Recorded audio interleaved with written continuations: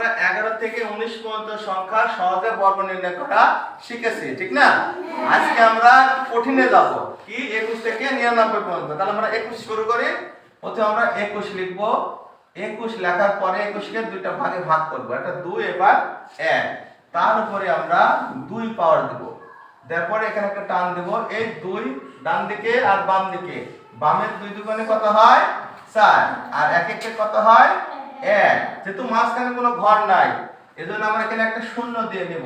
এরপরে কি করব, এই যে দুইটা সংখ্যা আছে, আমরা 2 আর 1, এই 2 আর 1 গুণ করব। 2 1 কে 2, আর এই যে বাইরের 2 2 দুগুণে 4, এই প্রথম ঘর বাদ দিয়ে দ্বিতীয় ঘরে যোগটা করব আমরা। তাহলে 1 4 4, তাহলে 21 এর বর্গ হলো 4 4 1। আচ্ছা দেখি আরেকটা কি রকম হয়, 23। একই ভাবে 23 এর ভাগ করে নেব, 23 এর উপরে স্কয়ার। তাহলে 2 দুগুণে 4, 3 3 9, এক ঘর ফাঁকা জন্য একটা শূন্য। 2 আর 3 গুণ করলে কত হয়? 6, 6 দুগুণে কত হয়? 12, প্রথম ঘর বাদ দিয়ে 9 2 529।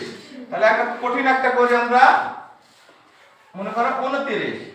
তাহলে 29 এর উপরে বর্গ, দুইটা ভাগ করে নিলাম। 2 দুগুণে 4, 9 9 81। টাকা এখানে ঘর পুরো হয়ে গেছে, তাহলে আর নতুন করে শূন্য দেওয়া দরকার নাই। তাহলে 9 দুগুণে 18, 18 দুগুণে কত? 36। 1 8 14 4, হাত থাকে 1, 4 4 841। তাহলে একটা বড় সংখ্যা নিয়ে আমরা এবার নিলাম 65। তাহলে এবার বলেন তো 6 কত হয়? 36, আর 5 5 এ 25, আর 6 এর 5 গুণ করলে কত হয়?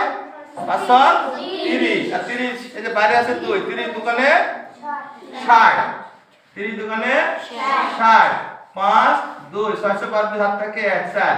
এভাবে আমরা যে কোনো দুই সংখ্যার বর্গ সহজে করতে পারবো। ধন্যবাদ।